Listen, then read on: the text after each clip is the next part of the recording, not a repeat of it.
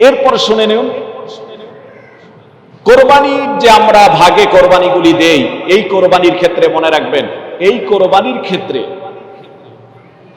আপনি এই কোরবানির ক্ষেত্রে আপনাকে মনে রাখতে হবে, ভাগে কোরবানি দিলে অবশ্যই বাটখারা দিয়ে অর্থাৎ পাল্লা পাথর দিয়ে সুন্দর করে গোশতগুলি বন্টন করতে হবে। আনুমানিকের উপর বন্টন করা যাবে না। এবং গোশতগুলি ভালো করে উসমিস অর্থাৎ মিশ্র করে নিয়ে, হাড় গোশত আলাদা নিয়ে, অথবা যদি গোশতগুলি এক জায়গায় রাখেন, হাড়গুলি আলাদা রাখেন, তাহলে হাড়ের যে কয়জন ব্যক্তি আছে ততটা ভাগ ফেলে সেভাবে করলেন এবং গোশতের ভাগগুলি আলাদাভাবে করলেন। কোরবানি যে পশুটাকে জবাই যিনি করবেন তাকে যদি আপনি হাদিয়া তোহফা দিতে চান, যেনারা এই কোরবানির পশু কেটে আপনাকে তৈরি করে দিলেন, গোশত তৈরি করে দিলেন, তাদেরকে যদি আপনি কোনো কিছু দিতে চান, সেক্ষেত্রে আপনাদেরকে অবশ্যই মনে রাখতে হবে যে এটাকে আলাদা অংশ থেকে দিতে হবে। তার ওই কাটছে বিধায় সে কসাইকে হোক অথবা যিনি শ্রম দিয়েছেন তাদেরকে আপনি গোশত দিবেন, চামড়া দিবেন, মাথা দিবেন। এইগুলি দিলে কোরবানি সহি হবে না, জায়েজ হবে না।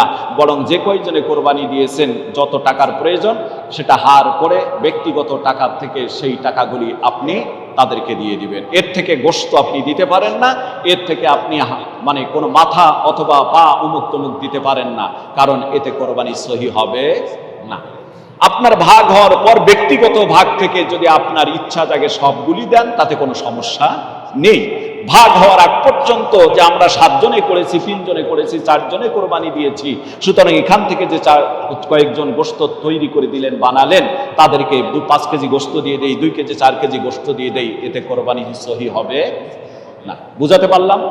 কোরবানির চামড়া আপনি বিক্রি করে, ভাগে যদি থাকে বিক্রি করে আপনি এতিম, গরিব, মিসকিন, অসহায়, মাদ্রাসা, এতিমখানা আপনি দিতে পারেন।